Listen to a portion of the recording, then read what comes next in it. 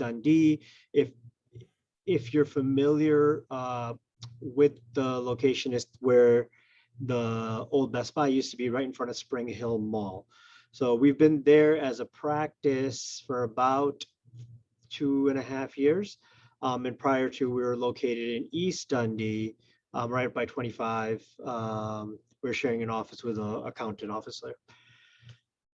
So let's kind of give an overview of this. So COVID-19, January 20th, 2020, even though it's called COVID-19, because the original inception of the virus, however it may have come about, was in the year of 2019, but it was mainly in in Asia and China region. But in January 2020, the first official COVID-19 case in the USA came here, and just in a very small amount of time, you're talking about 5 months, there was 169 million cases worldwide and 32.9 million cases in the USA. And as of this year, May 30th, 2021, there have been close to 3.53 million deaths worldwide. And just in the USA, there have been more than 500,000, 588,000 deaths in the USA. One thing I did want to kind of highlight kind of speaking to the deaths, a lot of, you'll hear a lot of statements saying that, the numbers might be miscalculated, the 588,000 deaths in the USA. When you look that up, the way death certificates are made is based off of the last factor that caused death. So there are other things involved that contribute and make things more complicated, but it's that last factor that caused, the last needle in the haystack. So you'll see a lot of people that have heart failure, that have cancer, that have other issues, have kidney problems, have lung problems going into the illness, and then all of a sudden they get a pneumonia. All of a sudden they get a COVID, and that the cause of death is always put down as a last factor that caused it. And although there were other things involved in it, so that's where it gets a little bit complicated, because you'll see a lot of cases where somebody has a heart attack and they're in the hospital and then they're not getting better, and then they get COVID, especially early 2020, they may have gotten COVID from somebody in the hospital, and then their cause of death is put down as COVID. And people argue like, okay, that should be the heart attack. But the heart attack was running its natural course. It was getting better, whatever surgery they did was improving. And then all of a sudden, sometimes they can get a blood clot while they're in the hospital from something else, or they could fall and have a bleed, or they could get, stroke from something else. That's always listed. The last thing is listed as the cause. So in this case, 588,000 deaths in the USA as of May 30th, 2021, this year. Now, when we look into the region 8 data, so that's regions are based off of our Advocate breakdown, but we can see that since May, I don't know if you guys are able to see my mouse or not, but if you look on the left side, test positivity, 7-day rolling average, this thing was made around June 4th. You'll see that things have been improving. We're looking at a positivity rate less than 8%. So if 100 people get tested, less than 8 people and improving have been confirmed positive. So that's very, very good, especially if you think about how easy it is to get tested now. Obviously last year was a little bit difficult. This year, I mean, anybody that has a cough, congestion, anything can go get tested. And if even in that, the numbers stay so low, that is very, very good news. That's why you may have heard last year when they would say the positivity rate was so high, they would say it's probably higher because we have such limited testing. So, for every one person I myself would send to get tested, or that I would say at least 3 or 4 patients, I would say, I'm pretty sure you have it because your sister has it and you have all these symptoms. It's not worth it for you to go wait in a line for 6 hours. Just assume you have it, and quarantine and stuff. As far as hospital bed availability, same thing in the ICU. This is going into June 4th. overall, we have more ICU beds available. That's an independent factor, not necessarily from COVID. Right now, as far as in Sherman Hospital, the one that's nearest to Fox Valley, we have 0 cases of COVID in the hospital. So the vaccine has been unbelievable. Last year, I mean, it was close to hundreds. So on a daily basis. And then the last one is the COVID-19 patients in the hospital 7-day rolling average. Also, this is a little bit antiquated because right now, like I said, we're down to 0. But you can see here it was going down every single day since like the end of May. It's been improving. It's good news because Chicago's kind of opened things up too, and we haven't seen that much of a spike in areas where vaccination is present. There is, otherwise there's a little bit of a spike elsewhere. A little bit more information on COVID hospitalization and death by age. You'll see the younger you are, at least this is the current strain that we have, the younger you are, you have a 4 times lower chance, 9 times lower chance of death. And you can look through each of the age groups and you'll see their own individual risk group. It's not a straight graph because obviously really young kids come with their own risk factors because they're limited in their treatments. So once you get to that 5 to 17-year age, really 9 times lower chance of getting hospitalized if you get COVID, and 16 times lower chance of passing away from COVID, compared to the comparison group that they utilize 18 to 29 years of age. As you get older, this you'll see is kind of a very linear curve. You'll see hospitalization rates go up and chances of death go up the older you get. And this is obviously not just because something happens with the age, more so because the risk, the secondary comorbidities, we call them, those come into play. So if you already have, poor kidneys, or let's say you have some lung issue, you have some heart issues, now you throw a virus into the mix that can really dehydrate you, that can really drop the oxygen level for you, that can really increase a lot of inflammation in your body. That is harder to handle when you have other things that are already kind of barely making it. So what's happening at Sherman? COVID-19 hospitalization numbers are decreasing.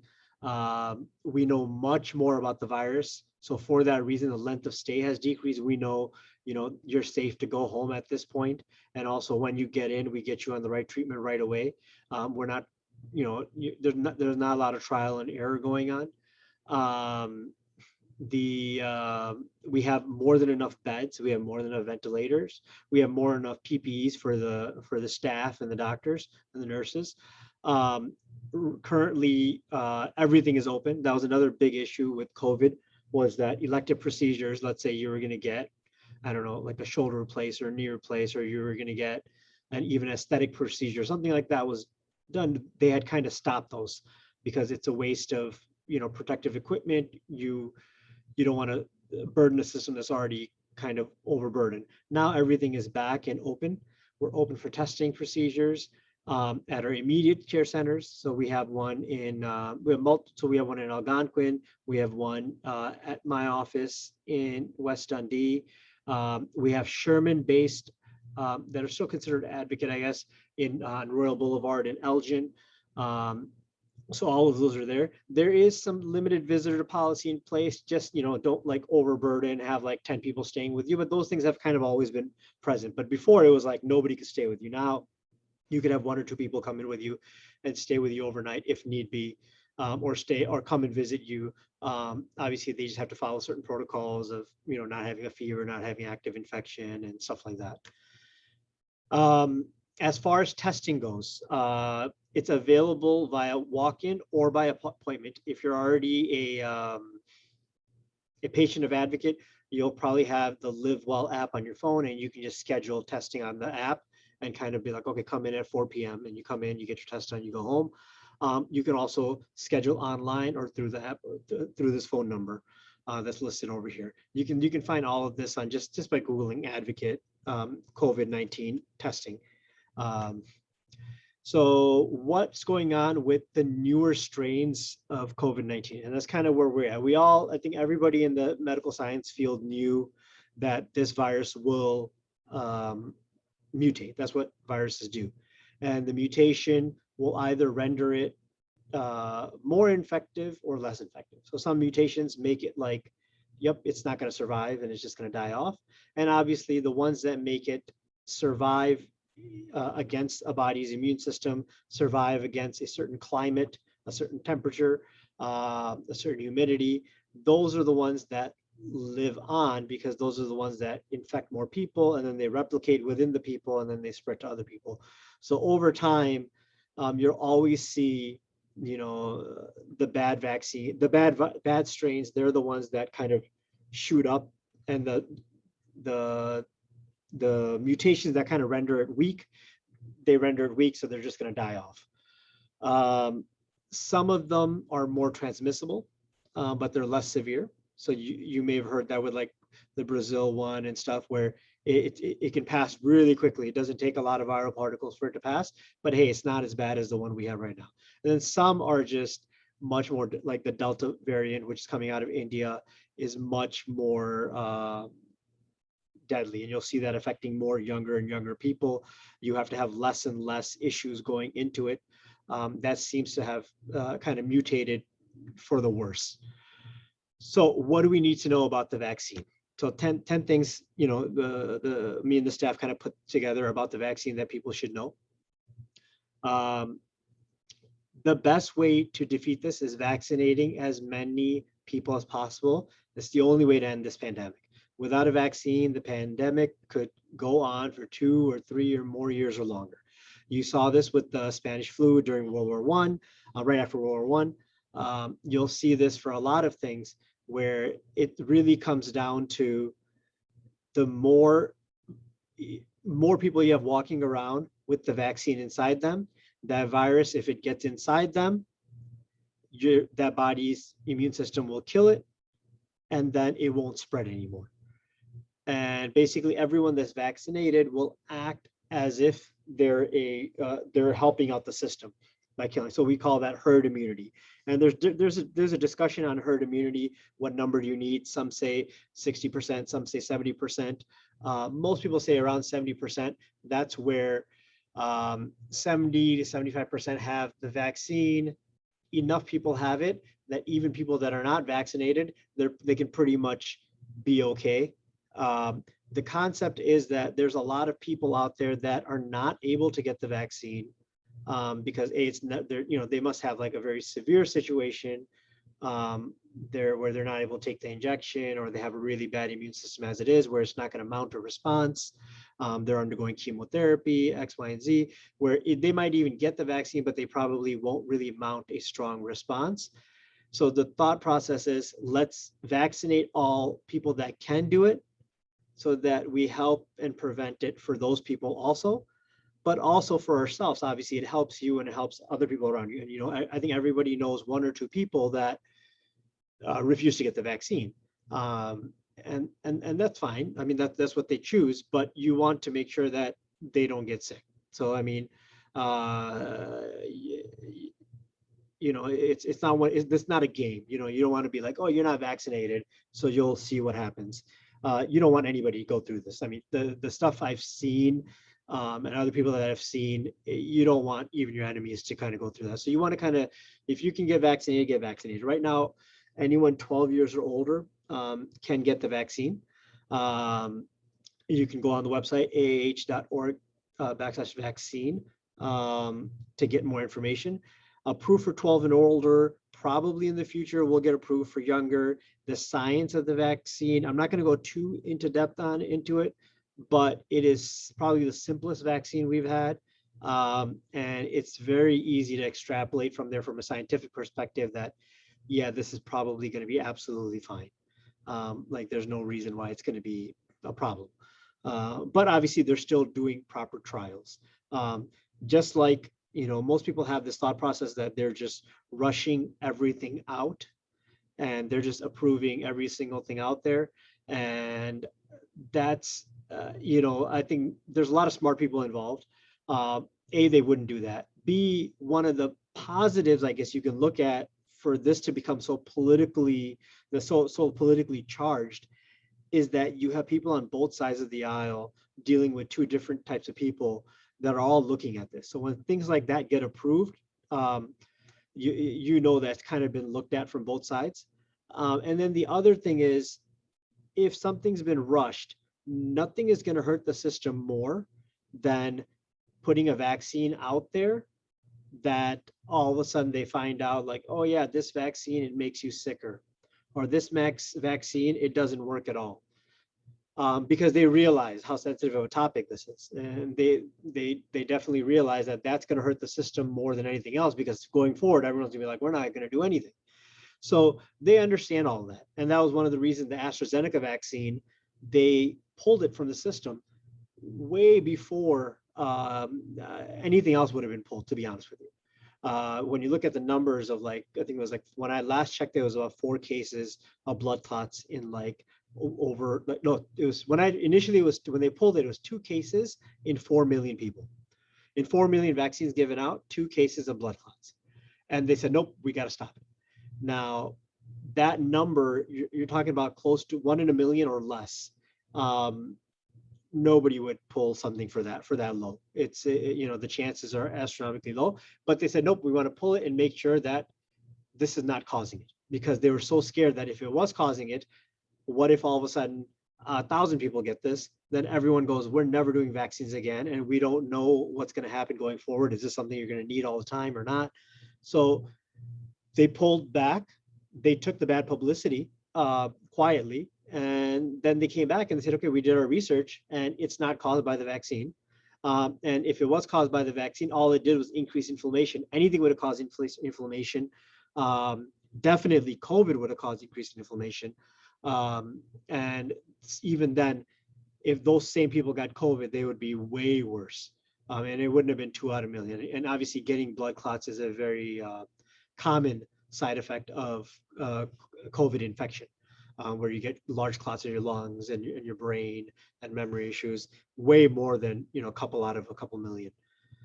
So we encourage our patients and communities to get the first vaccine available to them and not wait. So that's where it gets kind of sensitive, where waiting is probably the worst thing to do. Obviously, we're sensitive to somebody saying, I don't want this and I don't want that. I'm not going to sit here and say, every vaccine is the same, because the data shows that it's not.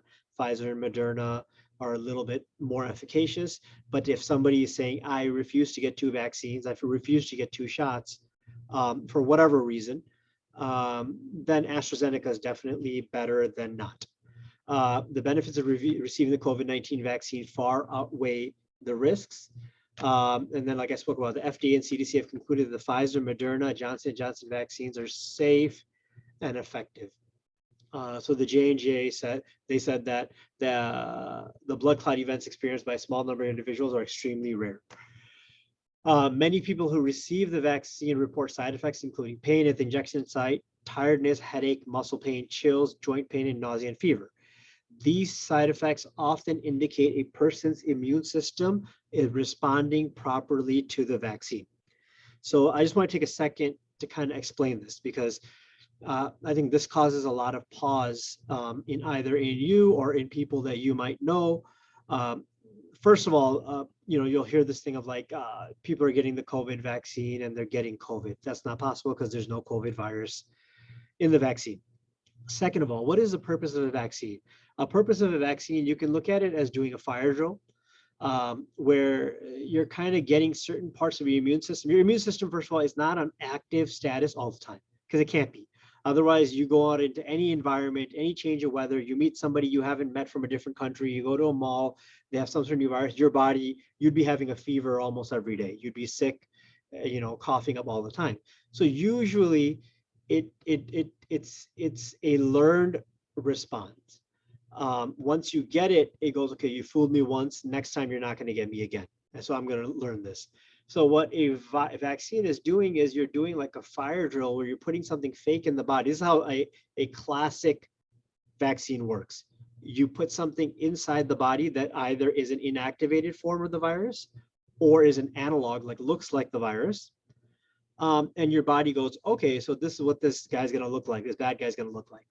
So let me put some memory cells out there, and they know what this guy looks like. Next time if he shows up, we're going to attack it. We're not going to wait and see what it does. We're going to attack it first, sequester it, and then we'll ask questions later. The COVID-19 vaccine, especially Pfizer and Moderna, what they do is, usually if I give you an analog, I'll give you something and your body will identify it as foreign and it will attack it. This is saying that a safer way to do it is, why don't we have the body make its own COVID-19 like spike protein? So something that is going to have the same, like, I guess you can say, spiky hair as the COVID virus does.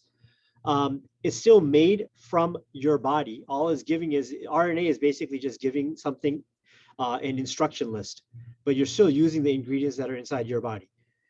So that's often is 100 times safer, because you're making your own thing. You're not making proteins out of thin air. So you're given the instructions, your body makes something that looks like it, but they've learned that, okay, if you make it like this, your body's going to attack it. And your body, and this happens oftentimes to the body, your body will make something and goes, this is not correct, let's destroy it. So this is kind of using that system and saying, let's make something that's incorrect, make the spike protein, your body attacks it, and now it remembers that anything that has this spike protein is a bad guy. We're going to attack it right away. Now, let's say now you give 2 injections for COVID for Pfizer Moderna. The reason you give 2 injections is because through all the studies, you're only hitting about 50 to 60% protection rate with 1 injection. And then the second booster injection, which is the exact same dose, exact same thing, the second one was getting a large population more. So you're getting up to 95% protection from this. So when you give that first one, it goes inside your body, and your body makes a spike protein, and then your body quietly learns that, okay, this is something that's foreign. If we see it again, we're going to attack it. So a good 50% of the people that get that first shot, they're going to have that reaction where their body's going to go, if I see this spike protein again, I'm going to attack it. You get that second shot, then the next day, let's say 8 hours later, that's how long it takes for your body to make spike protein. Once it starts making it, because for 50% of people whose immune system was quite strong, that first drill was enough for them. They go, oh shoot, is this COVID? And they start attacking it. And so it actually is a good sign. And how do you know that? Because you start getting the initial symptoms of your immune system working. Fever, body aches, chills, joint pains. And that's actually a good sign. Like, I remember I got the vaccine and my mom got the vaccine. My mom had 0 symptoms. I was out for a day, just like with body aches and fever, but I got it the first 3 days the vaccine was out. So I didn't know it was from the vaccine. I just assumed I was just sick the next day. But it was never that severe. But now we know that, hey, if you start feeling body aches, chills, just take a Tylenol.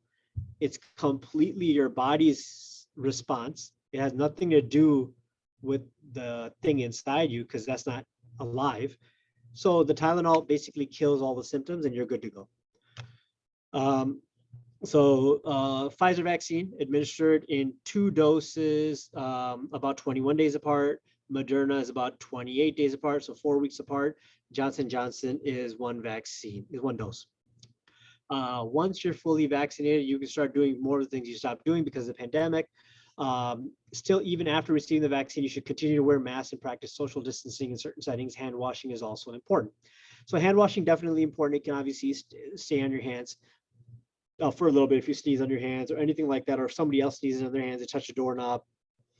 It's easy fix because it protects you from other viruses and bacteria also. Wearing a mask and practicing social distancing, like I said, this is just a few weeks old, and even that we're slowly learning that if you're ever in a group where everyone is vaccinated, the problem is it's a problem of trust, where is everyone vaccinated, are they not vaccinated? Because keep in mind, the end we have not been able to cure. If we were ever able to cure COVID, it would be the vaccine kills everything right away. You never get sick. The end point for all of these vaccines, at least the 3 that we have in the States, have always been 95% of severe illness and hospitalization. And that's why when I showed you the initial thing, I showed hospitalization and death rates. That's what it decreases. So you could have the vaccine and still get COVID and still get like a runny nose, a sore throat, a cough. And if you're older, if you have other issues, you might get like pretty, 4 or 5 days of like, I'm just going to stay home. I can't go anywhere. But you're trying to prevent that getting to the point of being in a hospital, that level of sickness, and obviously death. So you can still get it. And that's why we still say, utilizing masks where necessary, I would still practice it, and social distancing. Now in Chicago, masks have become optional, social distancing is becoming optional. And that's honestly is following the data. And when you follow the data, things are going to change. So when vaccine rates are increasing and we're all doing a good job, it's actually, from a psychosocial perspective, if everyone's doing something and then nothing's changing, everyone looks the same, acting the same, things are not opening, it makes it very difficult to convince that other 40-50% that refuse to get vaccine. So you do have to kind of open things up and show that, hey, listen, this is working. And you'll see that it's been 2 weeks. It's been enough time that we can see that things are improving. And even with opening things up a little bit, so whether that means a certain gym says, while you work out, you can keep your mask off, you can do this, you can do that, there hasn't been an uptick. So the vaccine is working. Now, all of these come with the caveat of if you are vaccinated. So if you go to Starbucks, it'll say, if you're vaccinated, it's optional to wear a mask. Out of courtesy, I'll usually wear a mask because it doesn't really bother me. But if it's bothering somebody else, I mean, you can obviously, if you're vaccinated, you can now wear it. And if you, because the issue is that, let's say you get it, and this is a common issue that I'm dealing with often, is now once somebody is vaccinated and then they just have very mild symptoms, they just have a runny nose, they just have a little bit of a cough, is that COVID or not? Because it's very, very mild. Is that the vaccine doing the job, keeping it super mild? Because that matters, because that person's, even though theoretically a lot more viral particles have been killed by the vaccine, by your immune system because of the vaccine, theoretically you could still pass it to somebody else. And if that somebody else is elderly or and is not vaccinated, it can be a problem for them. So that's one thing. And we're really literally right at the, I don't want to say finish line because we don't know, we never know what's going to happen with the virus. But as far as for this strain, we're right there. So it just seems like just kind of holding on and doing the best you can. But then also being sympathetic to I think that's the biggest thing. You have to kind of look at, if there's going to be some people that are very anti-masks, and you have to be sympathetic to them. You have to kind of understand that there might be a certain reason, a certain, they might have listened to certain things, and that's fine. Everyone's just trying to do the best they can. You just do the best you can. That's all you can ask for. Our top priority at Advocate is to administer the vaccine safely and equitably. Our Safe Care promise provides additional measure to all our locations to protect you and our team members. Our Safe Care is basically making sure areas are cleaned properly, making sure we're not keep mixing COVID patients with not COVID patients, and finding alternatives, whether it's virtual visits, whether it's, not waiting in a waiting room, waiting in your car, coming in, stuff like that, trying to set up. So we might go above and beyond, but that's because we're a hospital or we're a clinic. So you might walk in, you're like, oh my God, we're still doing masks here, but that's because more vulnerable people in the population come to a clinic, come to a hospital than the random person at a Walmart. Let's see here. COVID-19 myths and facts. First thing we went over, will it give you COVID-19? No, it doesn't contain a live virus strain. Will it somehow change my DNA? The vaccine will help your body produce antibodies but cannot change your DNA. So that's like a basic science, like a ninth grade question of understanding between RNA and DNA. RNA is instructions given to your DNA, and your DNA uses those instructions and makes stuff. So even if you got, let's say you got COVID infection, if you got COVID infection, your body would recognize it, and then those cells would produce RNA, and RNA would go and instruct the DNA to make certain antibodies. So that same system occurs with every vaccine. We're actually cutting out a part of giving you an inactivated virus, which actually a lot of the Sanofi and all these other companies that are out there manufactured in China and in Mexico, they actually do the inactivated virus vaccines. It's just US, we just haven't, those, it's just not one of the ones that have been tested or approved because it came out kind of a little bit later on. I will get sick and have severe side effects after getting the vaccine. I think I kind of shed some light on that too, that the symptoms are A, mild, 1 or 2 days. B, they're a good sign that you have a robust immune system, that probably the first vaccine was probably gave you enough antibodies that the second vaccine kind of your body thought it was COVID and tried to attack it. So now for sure, if it comes up again, you're going to be one of the people that's going to be good. Now it's not that we haven't gone far enough to say it's bad news if you get the second vaccine and you get no symptoms, because that just means you might be part of the other 45%, that, to get to that 95%. And also keep in mind, 95% is preventing hospitalization and severe death. And then 5% is still a decent number. So you'll still find people that fall through. So we haven't cured anything. It causes infertility. Right now, there is no scientific evidence that vaccines can cause infertility in women. Infertility is one of those things that oftentimes gets linked. And if you look at the annals of like medical literature, whenever a lot of new things come up, infertility oftentimes gets linked to it because it's an ongoing problem for many people that is not a problem till it's recognized. So what does that mean? It's like, you're absolutely fine. Like having infertility, you have no symptoms. You don't feel bad. You don't feel sick. It's not like you turn color purple and you're like, hey, I'm purple now, or I'm yellow now. And so you can't really link it, but it's more of like this something that you probably already have or had, and now you can link it to the vaccine very easily because you're like, oh, I got that vaccine, and then we've been trying all of COVID and we haven't had a baby. If there was no vaccine, you probably would not have had a baby too. At least that's what they haven't found any reason or any medical reason. And I think we have to keep in mind that the numbers of people that have had the vaccine are more than people that have been infected with COVID. So just like if I told you that I'm sitting here trying to convince you that, if you get COVID infection, you grow a third eye, anybody in the right mind would be like, you know what, I've heard of COVID and I've heard of thousands of cases in different parts of the world, in different governments, in different countries, with different types of people.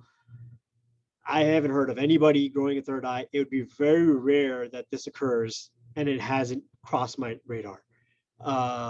And that's the same thing. And now more people have had the vaccine than the virus. So when something comes out of left field that, this is going to grow a third arm, you really have to kind of look at them with a raised eyebrow, like, I haven't seen that, and then there's obviously, you can always retaliate by saying we don't have long-term data, and we don't have long-term data. I'm not going to sit there, we do have long-term data, but we don't have long-term data what happens with COVID infection.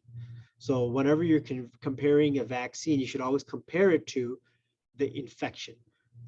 Don't compare it to doing nothing, because obviously doing nothing is going to be obviously better than doing the vaccine. But the reason we're even talking about this is because there's a substantial risk for getting the infection. So you have to compare it to getting the infection. Is there less known about the long-term effects of COVID infection, which is a straight up a virus, and which you've seen it kill so many, millions of people in the world, and, close to 600,000 in America?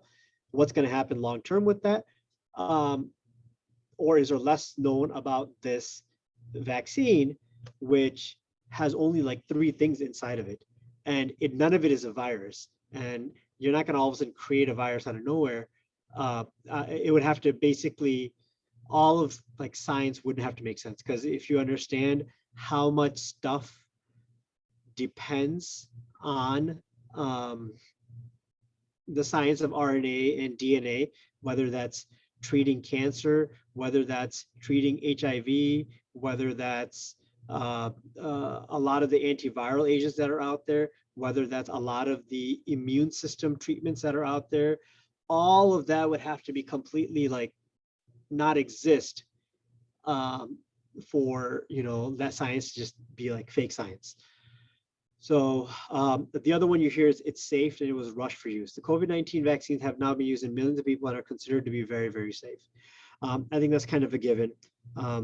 It's been around enough that even if you were saying that it was rushed initially, if you looked at the paperwork, you would really have to have some experience of saying what's rushed, what's not rushed. But the stuff that was rushed was the meetings. So if you know, and I've been part of, you know, research boards, IRBs, they call them. They're notorious for being very difficult to getting approved. So let's say I come up with a new drug or a new vaccine, and I want to present it to the board. The board will say, oh, you know what? We meet twice a year. So it's, you know, end of June, sorry, you missed it. You got to wait till December. So now you wait till December. And by December, you get there and they only have room for 10 people to present. 10 people present and you never get to it. So now you got to wait till the next year, June, and you finally get to present. So these are common things that happen when it comes to FDA meetings and getting things approved by large boards. What was rushed was that the minute this thing gets approved, I don't care what you're doing, you know, infectious disease doctors, primary care doctors, microbiologists, immunologists, you're all going to go the next day and you're going to start reviewing all the data. So that really speeds up that, you know, 1 year that you might have just been sitting there, or sometimes 1.5 years of just sitting there. And then also the other thing that messes things up is that oftentimes the way that these researches are done is, you can imagine, like if I said, oh, you know what, I have this new drug and I want to get it approved, I have to have a lot of money for that. And for that money, I have to kind of show that, okay, you know what, I have 100 people that I've been able to give them cookies and they said they'll try this drug for me. I'm going to take that data and say, look, I gave this drug to 100 people and, you know, 90 of them got better. Is that good? Now I have to present it to my local board and get money and funding. And then I have to do another study with like 1,000 people because I only got, you know, maybe $1 million. And then finally it gets enough traction and enough small newspapers that, hey, this seems to be doing a lot of things. Then some big company picks up on it and goes, hey, listen, you know, if you give us a licensing right to this, we'll give you, you know, $900 million and you'll be able to do a study for like 40,000 people. And then you do that large study, and then you're able to say, okay, look, we did such a large study. So from outside, you might look at that and say, look, that thing took 3 years to get approved. But that was because it was going through such baby steps of like the first 8-9 months was doing like 100 people a case, and then finally got to 1,000 people. This thing got money and traction right away. So they didn't do small studies.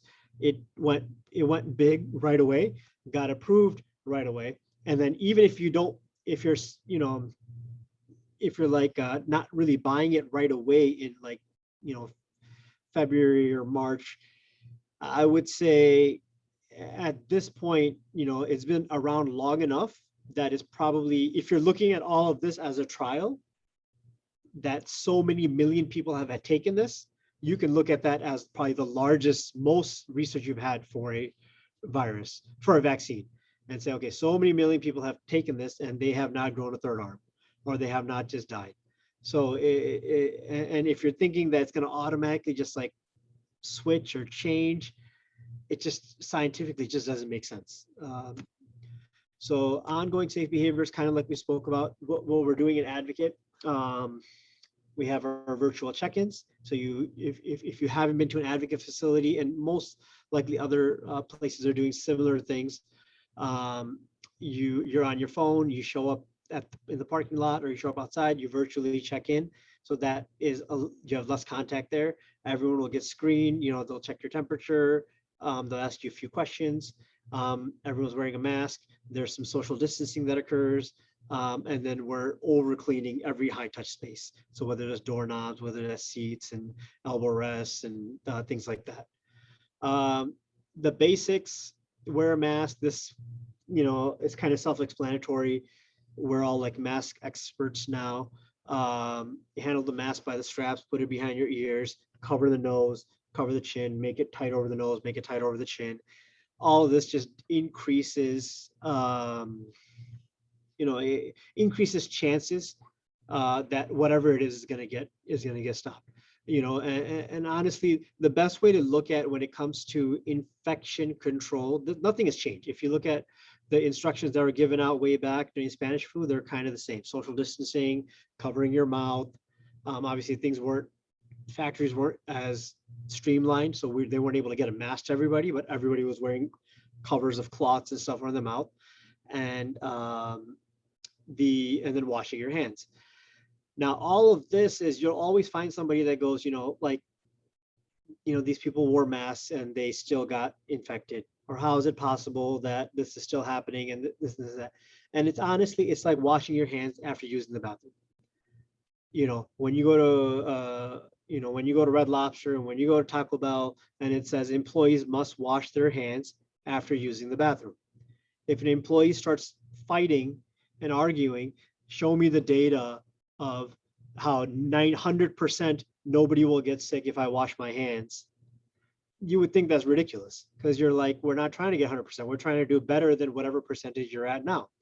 So if you do this, hopefully, whatever, if you have some sort of illness, it won't go in the food that you're preparing, it'll pass it out. Even if it's a 1% less chance, do it. So it's the same thing when it comes to this. Is when it comes to the mask, is just, it's the same, it's a very similar concept. Yes, it's a little bit more obtrusive. It's not just like washing your hands, but at the same time, the data doesn't have to show that 100% it decreases. It just has to show that it decreases, and it definitely decreases, just theoretically, just like washing your hands after the bathroom. And if it does nothing but makes you realize that we're in a pandemic, then it's already done enough. Because sometimes that, forgetting where, you'll see this all the time, where there's some sort of a large party or a frat party or something like that. And that's where these things kind of really spread. So even if it's keeping you conscious of something that, nobody wants to keep conscious of, but that's just kind of where we're at right now. And as you can see, like, as the data changes, as the numbers change, I think things will change. Nobody's making any money. If anything, everyone's losing money, as far as, in providing free masks and doing all of these things. Every store has to provide these things. As soon as the data shows that's not necessary, I think they'll remove it. But right now, that's kind of where we're at. Okay, let me see here. All right, so what are the basics? If you're sick, stay at home. Try to limit contact with other household members. And then these are some basic symptoms: 100 degrees or more fever, respiratory symptoms, a new or worsening cough, shortness of breath, difficulty breathing, sore throat, new onset nausea, vomiting, or diarrhea, chills, muscle or body aches, fatigue, headache, loss of taste or smell, congestion, or runny nose. As these new strains, it's not in this presentation, but as the new strains come out, interestingly, when you look at like the Delta strain coming from India, loss of taste or smell is not really a big part of it. And neither is a lot of like body. So a lot of it it literally is just like a runny nose and congestion and a little bit of fatigue. That's all you're getting. You're not getting a lot of the diarrhea and the throwing up and all the other stuff. So this is for the current strains, but you'll find some changes of that. Many of these symptoms are shared with influenza. Thank God last year influenza was very, very, very mild. I probably generally see anywhere from 200 to 300 cases of influenza a year. Last year I saw three cases. So obviously the mask wearing and then not going out, less mixing, is obviously it's going to decrease transmission of a lot of viruses. This year might make it a little bit more confusing because if influenza comes back, there'll be a lot of a crossover. So I would keep in touch with your doctor and see, what they need to do. And obviously, even they will get more data and guidance as things go. Hand hygiene is crucial. Gloves are not a substitute for washing hands. Cover all the surfaces of your hands when you're using alcohol-based things. Sometimes we'll only do like a little dab, and then not do the whole hand.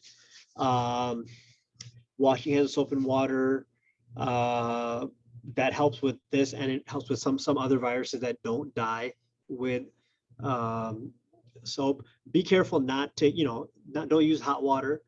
Try to get non-scented soap so you don't, flare up your eczema. And obviously mix it up sometimes if you need to. Alcohol, non-alcohol based, and then do alcohol based, maybe do soap and water sometimes, so that your skin doesn't get, especially if your skin is sensitive to those sort of things. Once you're vaccinated, fully vaccinated people can resume activities without wearing a mask or physically distancing. However, it's important to continue these safety measures in healthcare settings such as clinics and hospitals where businesses or laws require. When you do go to any advocate facility, you'll look for visual cues for protocol. You'll see like the be safe, social distancing signs in the bottom. Certain chairs and sofas will be marked off as like, don't sit here, to leave some space, and stuff like that. One of the big negatives that happen, of another hidden negative, is a lot of the preventative measures like colonoscopies, pap smears, mammograms, other infectious tests, going to the dentist, getting other vaccines, especially for your kids. All of those have been kind of put on the back burner. So you want to try to get those in right now, especially when you have the chance. Any questions that anybody has?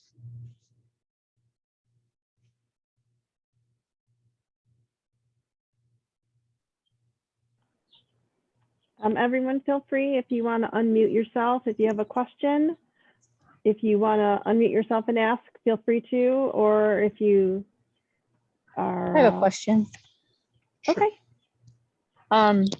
It's a couple questions. This is Paula. Thank you very much for your time. This is very informative.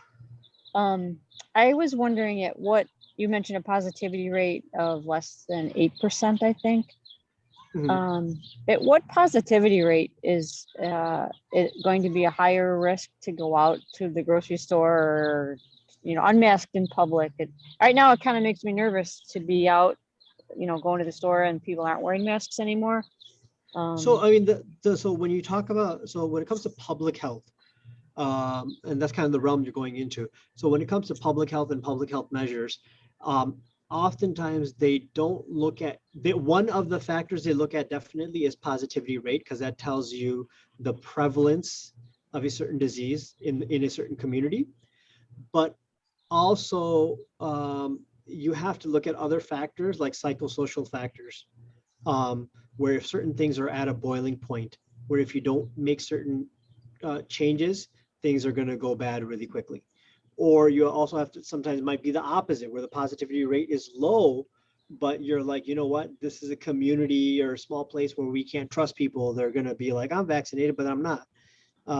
So then that might skew it the other way. So you have to kind of, I think they don't look at just positivity rate, although certainly it's one of the factors they look at, is positivity rate, to see how prevalent it is in something. But 8% is a cutoff where it's not just, do you get below that rate? It's about, are you able to get below that rate and stay below that rate? And we have been showing that we're able to stay below that rate and get to like 6% and 5%. And then also a lot of this is where it gets very difficult, because a lot of it is trial and error. And science, if you think back to like elementary school, the science is a scientific method, right? Where you have a hypothesis, and then you form an experiment, and then you make a conclusion. So a lot of this are just hypotheses that are going to be thrown out, that are going to say, you know what, we're at a certain level, let's stop this, because if we don't make this change, then because there's other things involved. People need to make money, people need to live, people need to do X, Y, and Z. We want to open that up. And then it's possible that in 2 weeks or so, all of a sudden, numbers go up. And you're like, all right, numbers are going up. Let's go back. I guess our hypothesis was wrong. So yeah, there is going to be that trial and error. But thus far, it seems, at least in the area where we reside, or like where I work, I think going to a grocery store, and then if you feel uncomfortable wearing a mask, and then washing your hands when you get out, and removing the mask and throwing it away, or washing it, is at this point, I would say, is safe to do. And if you're somebody that's like, I don't want to wear a mask, I've gotten the vaccine and I don't want to do this anymore, then that's certainly your prerogative. And it's at a level right now where you can't really say that that's a crazy idea. Mhm. It's still, but I think to each their own. And honestly, sometimes you have to look at your own risk factors, your own things, and say, can I do this? Can I not do this? Are For the everyone, surgical it's masks better at this point? compared to what? Cloth. Possibly. The biggest factor with mask wearing is how you wear them. So it's very hard to tell. So they've done enough studies that they've shown that like a proper, you'll find some, especially because this pandemic's been around for a little bit now, you'll find a lot of good cloth masks that actually might fit a person's face better. Mhm. Because it goes around the nose and it makes it that they can breathe and they don't feel like their glasses are fogging up, or they might have other factors, certain chin or beard, where that cloth, even though it might be a thinner material, might fit better opposed to a generic surgical mask that they might not be able to put on properly because it doesn't fit. So it's really hard to tell, but from a generic perspective, yes, a surgical mask is better than a cloth mask. Thank you. Dr. Abbas, could you talk a little bit about the long haulers and Sure. what hope there is for long haulers, or what treatments? So, I mean, treatment is limited. So long haulers is a subset group of patients that have gotten COVID infection, and then most books say over 1 month, all the way till 6 months or longer, continue to have certain symptoms. So I've seen patients whose memory has gone bad, they can't recall certain things. I've seen like, people that are like Uber drivers and they're like, I've driven here my whole life and I can't drive. I keep on getting lost. You'll see people with headaches. You'll see people with shortness of breath, where they just have the sensation of, I just can't breathe. If somebody watches basketball, like the Boston Celtics, their best player, young guy, Jason Tatum, he had it almost like 8-9 months ago, and he was using an inhaler every single day, and he's never had asthma or anything. Really, right now, treatment-wise, is all symptom-based. If you have shortness of breath or wheezing, maybe there's chronic inflammation that it triggered in your lungs. So we use an inhaler, we might use steroids. As far as any of the brain issues, we have there's no clear-cut treatment for it.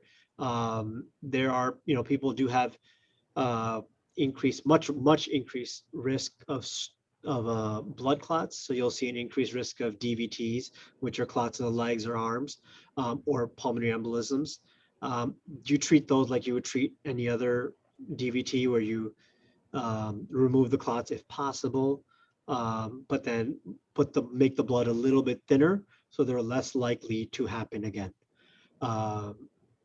But there is, and that's where the long hauler thing is more of a reason to try to vaccinate if you can, because it just seems like we have so much data saying that there is this large subset of people that have ongoing long-term issues with the infection. And I've seen patients that were absolutely fine after like, I didn't even know I had it. My family had it and I had no symptoms. And then later on, they start getting headaches and they're unexplained. Now, we can't, just like in medicine, there's this thing of like, correlation does not mean causation. And I think that's the big issue we're having, where somebody all of a sudden starts getting headaches or migraines, 7 months, 6 months later. Is that because of the COVID infection, or is it not? It's much clearer when you go, I've never had a headache. I got headaches the day I got the infection, and now I have headaches daily. I've never been short of breath, and now I'm short of breath. Every day. Never been back to normal. And those are the main symptoms you see: is brain fogginess and shortness of breath. Sadly, there's no clear-cut symptoms. It's all symptomatic. Okay. Is there such thing as a vaccine long hauler? Like, somebody had said that to me. I think I'm a vaccine long hauler. And I was like, I don't know what that means. Meaning they're having symptoms from the vaccine or side effects from the vaccine for a long time? I think so. Maybe their side effects just lasted longer than they thought they should. No, there isn't. That's not a thing. No, it's not a thing. It's usually a couple of days. That's your body's fighting the immune system. Now, one of the things that gets really confusing, and I had a few cases of this, where is you get 2 vaccines. Let's say you're doing Pfizer and Moderna in this case. You get the first vaccine, and then between the first and second vaccine, whether it's 3 weeks or 4 weeks, you end up getting COVID. And you have some level of protection, so you don't get full on sick. You just get, mild body aches, fatigue, and you just kind of chalk it off to it's just the vaccine. And then you do the second shot and you get a little bit more symptoms. And then you kind of continue with cough or stuff, and people attribute that to the vaccine. A very easy way is that you just check their body for antibodies, because the antibodies that are tested, they will only show a positive for for prior COVID infection, not for Pfizer and Moderna or Johnson & Johnson vaccination. So if those are positive, that means you've had the infection before. Because even after the second shot, it takes 2 weeks to finally meet that 95% endpoint. So there's a large amount of time where they could have, that person could have gotten COVID infection. And an easy way to check would be to check for vaccines. No, check for antibodies. Okay. Tiffany's got a question. Go ahead, Tiffany. Hi there. I have a 2-part question. You're talking Sure. specifically about antibodies. My husband and I believe we had a visitor who visited us the late winter of 2019, and all of us lost taste and smell, blah, blah, blah. We all tested negative for the flu. I even had my husband tested for whooping cough because it was so terrible. And we all believe now that, come March, that likely it might have been COVID-19. We then, this past May, got the antibody test, and all of us tested negative. So I'm curious if, because it was early on in the antibody testing, is there a certain thing? Because I know my uncle was donating blood and had COVID, and then they said, well, you don't test positive now for the antibodies anymore, so we can't use your blood for this. So I'm curious about the antibody sort of testing, what we're looking for. And if I could have had it, but maybe they were testing something different. And then Go ahead. So let's go for that one first. Sure. So as far as that one goes, from my understanding, when the antibody test came out, there has been no change. They check for IgG antibodies against the nucleocapsid of the COVID thing. The only thing to keep in mind is that antibodies for natural immune infection, I've seen them last as long as I've seen is 8 to 9 months. But I've seen people lose antibodies after 4 months, 3 months, 2 months. Exactly. That was about us. So we got sick at the beginning of January and took it just at the beginning of June. So likely we could have been infected, but it's not going to show up as because an antibody situation. Yeah, the antibody, those antibodies go away because it really depends on the amount of, they call it viral load. And probably at that time, one person that came, the viral load, they probably didn't even have a lot of viral particles in them. And then you probably got some. So it probably didn't make as robust of a response, and it probably just wore out, possibly. It's very hard to tell. Exactly. So that was my sort of segue into this, because all three of my children got sick. And I'm curious, we've been social distancing, we homeschool anyways, so they're not involved in activities. We're pretty extreme here for that sense. My main question is in relation to the vaccine in children. I'm not anti-vax, but I'm not like the first person in line to get a vaccine. I kind of want to see how it goes. Of course, yeah. And specifically two of my youngest child, she's 20 months old, and she has a severe allergy, anaphylaxis to seeds. So I'm curious in relation to the Pfizer, and if you know any inside information about what or advice that I should ask my pediatrician about the youngest one getting it with that sort of seed allergy potential for the vaccine. You know what I mean? That how people were getting that reaction. Yeah. So as far as right now it's 12 and over, right? I would not. I'm trying to look up if I see anything. I don't find anything. I don't think. Yeah, the New York Presbyterian doesn't have anything. No, I don't see anything. I don't know if you guys are able to see this, but no.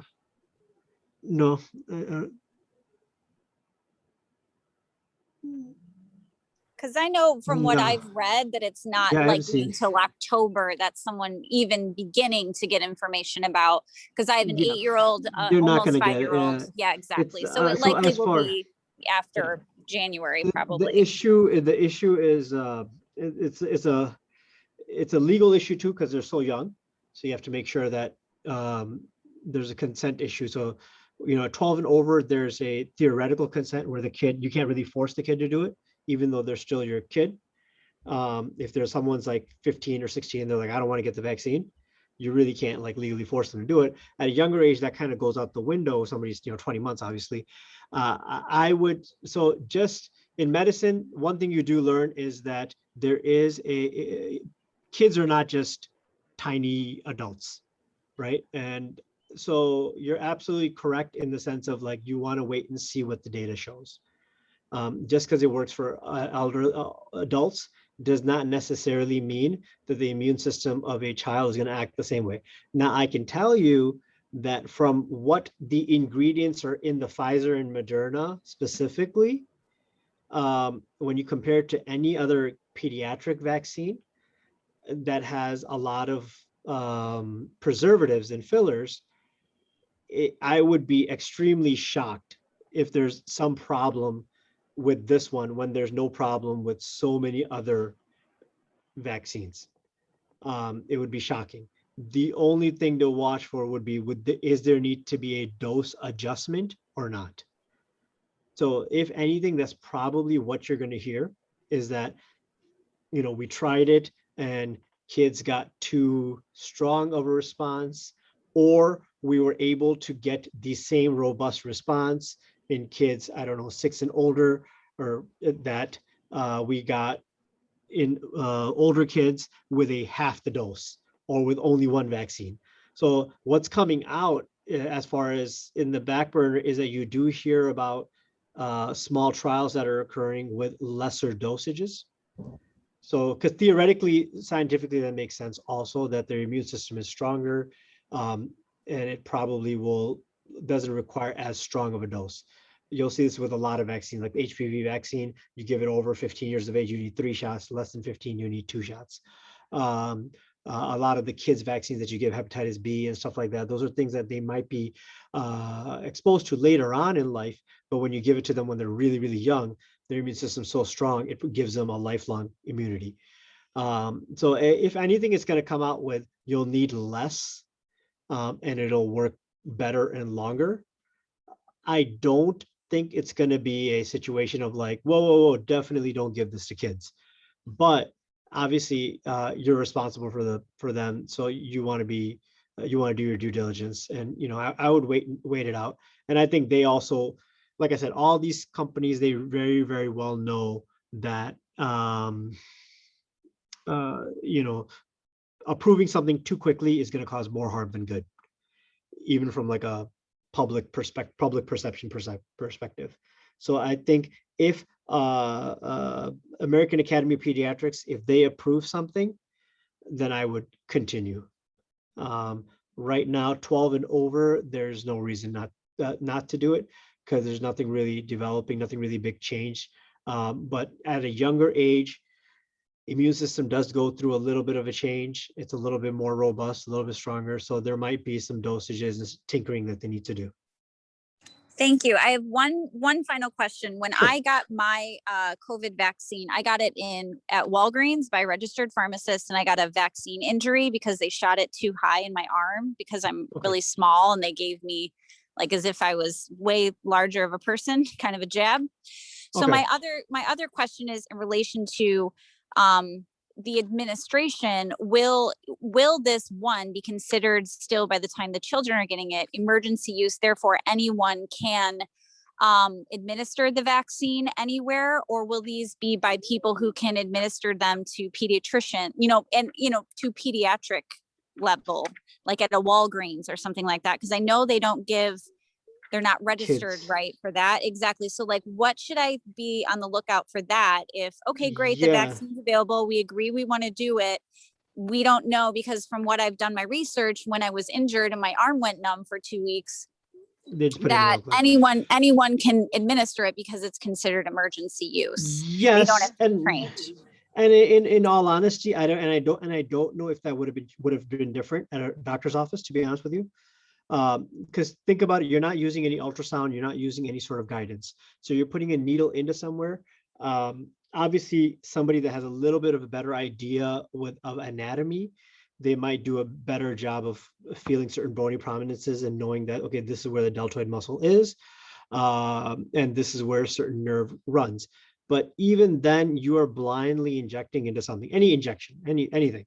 So that's why when you inject something in, if you're right at, if you're literally right by a nerve, even a small nerve, and you pierce and then you inject into that nerve, it's going to cause a downward spiral. And there's no way to avoid that, whether that's be emergency authorization, regular pharmacists doing it, or if it's a pediatric, specialist. Now, the difference is when you go to a peds office is that they usually will not do arm as much. They'll do more the buttocks, a little bit larger muscle for a smaller kid. And that might have been something they probably should have done for you. And then they're a little bit more adept at, like, kids moving, and they might have certain ways to kind of make sure that certain mistakes don't occur as far as where they inject or how deep in it goes to prevent any of those side effects. So my personal thing is, I would, even if it gets emergency use, I would err on the side of, at this point in this current climate with such a low positivity rate, it's not like a surging up infection.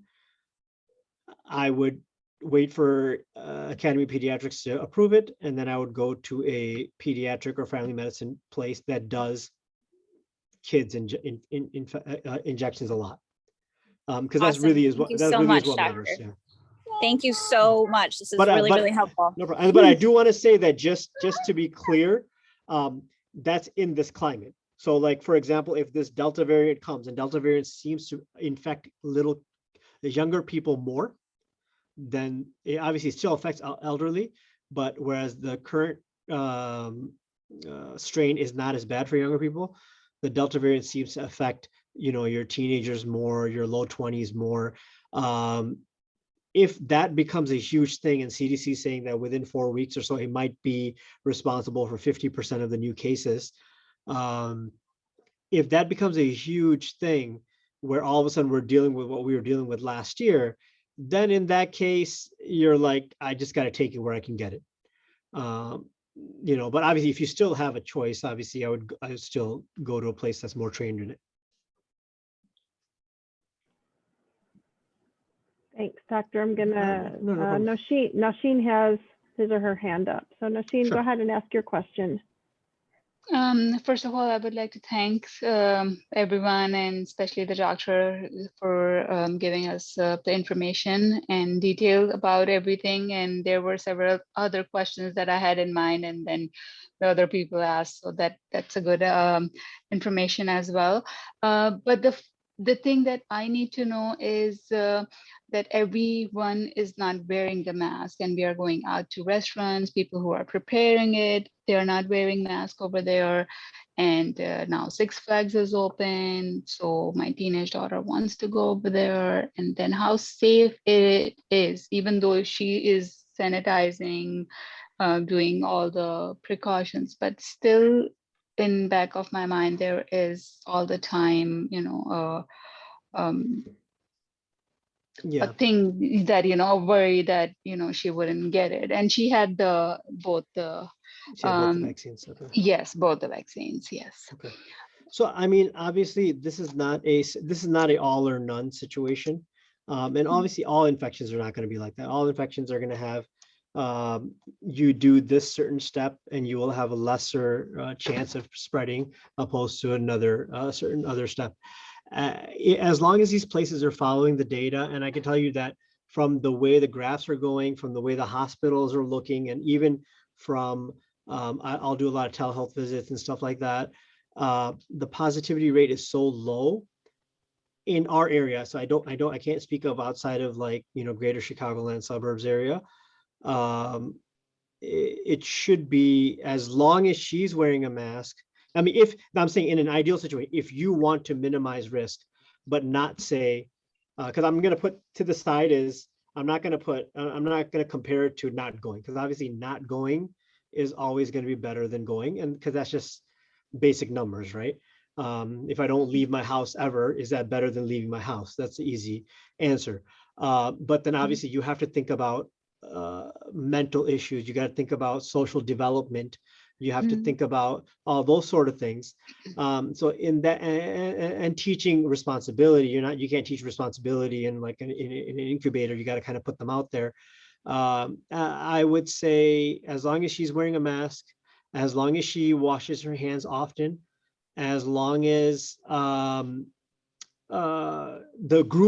intimate group she's going with, as far as if she's going with a certain bunch of people in a certain car, they're all vaccinated, and it's been 2 weeks since her last shot, you've done a drastic decrease or reduction in your percentage of, or probability of, catching COVID. Have you brought it down to zero? No. What if the friends are not vaccinated, and then she even though she's wearing mask, but obviously when they have food and eating, and kids sometimes rib their there's multiple. So when it comes to your inner circle, so when it comes to public health, once again, when you're dealing with a large population, you have to kind of put out these blanket rules, because those blanket rules are what's going to make sense for the least common denominator. The perfect example of that would be if at your work, if you're working at an office and they say you're not allowed to wear any graphic t-shirts, and you're worried because that one person is going to show up with a t-shirt that has like a bad word on it and it's going to offend your customers. So you just kind of put this blanket rule out, because you don't know who's going to come, who's not going to come, what kind of people are going to work for you. But when you have like an intimate circle, when you have a family member, when you have all these things, now if that person goes, you know what, Becky is not vaccinated, but why can't I hang out with her? Then you can kind of say, okay, fine. If that's the case, then you have to wear a mask around her. Then you have to wash your hands. You have to do, that's all you can really, at least you're able to add a few more measures in there. Like I said, I can't, you can't control everybody, but I mean, that's a parental decision. And then it's been more than a year, so it's hard for kids, especially, not to, of course, be with friends. And of course. And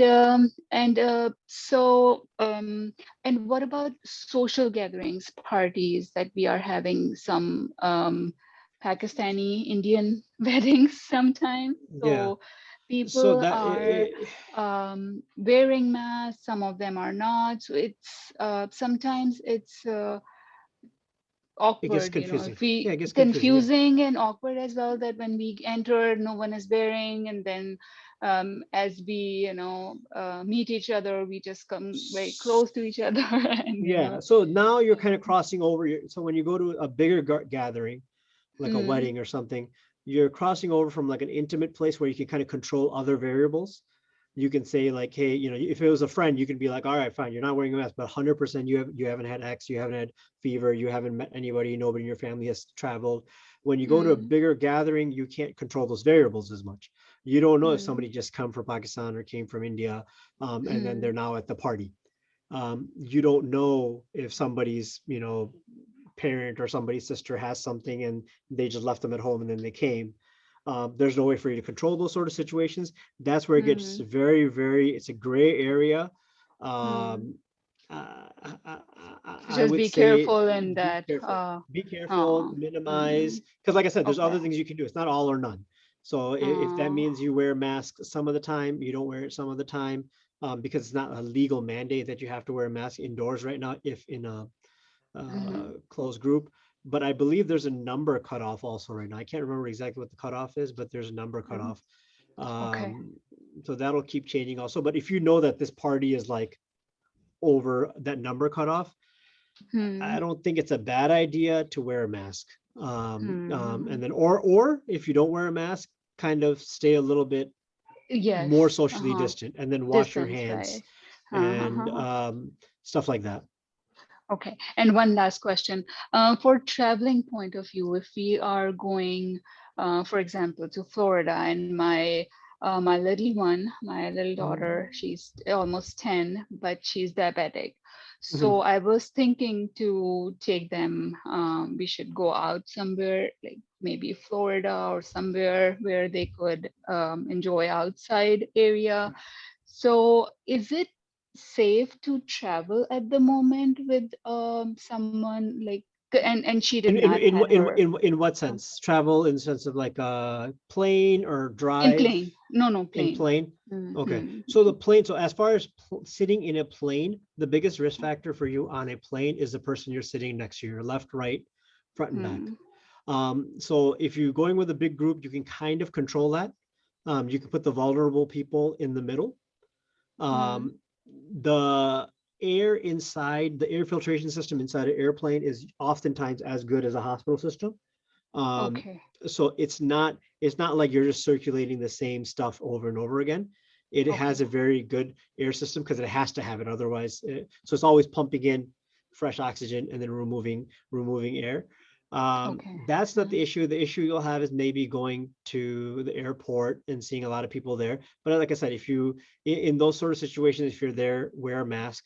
If you're in those sort of situations, wash your hands habitually, and then the vulnerable people have them kind of not sit next to a random stranger that might have something. But if somebody else Hmm. has COVID, let's say, I mean, how many times? I mean, COVID's been around for a while. How many times have you heard of American Airlines? The whole cabin, everyone got COVID.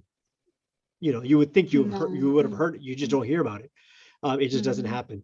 Now Hmm. I myself have seen somebody go, people go to Mexico, come back and be like, oh, the person next to me had this, and then now I have it, and my sister has it. So you'll see the close contacts, but this idea that you're just in this tin can and everyone is just going to get infected, that's hasn't been Hmm. at least shown to happen so far. So Hmm. that should be safe. When you go to a Okay. different area, you want to kind of always kind of look at their positivity rate, see what's going on over there. So I can't really comment Hmm. as far as that goes, but outside Hmm. is way less transmission than inside.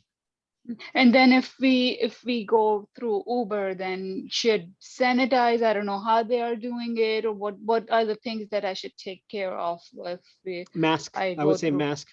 I would say Uh, mask, okay. and then What about the uh, seats? And I don't know if they're yeah. cleaning So up, so what they so they do. as far as that's kind of after about 6 months into it. They did a large study where they did show that it doesn't stay alive. First, they all of a sudden they initially they equated it to influenza, but then they said, it doesn't stay alive on surfaces as long Oh, as they thought okay. it does.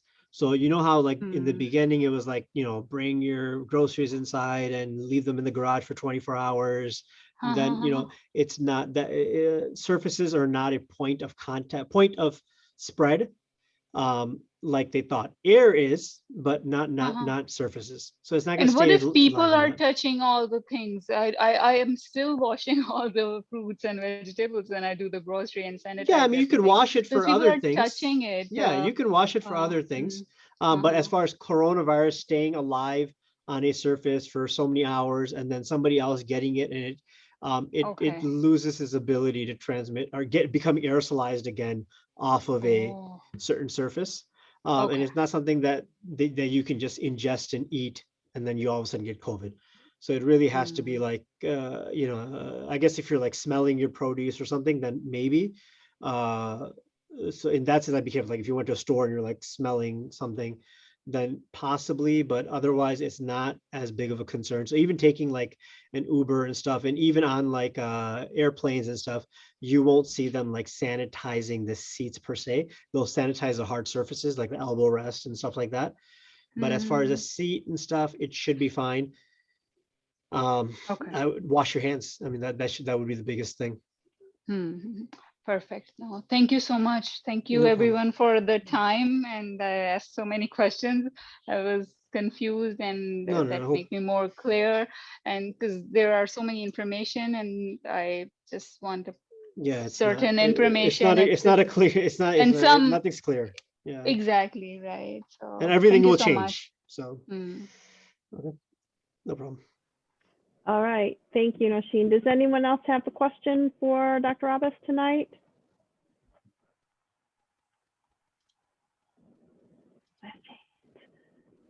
Okay, then I will dismiss. Dr. Abbas, thank you so much for joining us No and problem. for just helping us get a better understanding of what's going on and what we're still facing. We really appreciate you and your joining us. No problem. Thank you so much for having me, guys, and thanks for the time. Appreciate it. Thank you so much. All Thank right. No you. problem. No Thanks, problem. Bye-bye. everybody. Mhm. Thanks Thank for you. coming. Take care. Bye-bye. Take care. Take care, guys. Bye-bye. Mhm.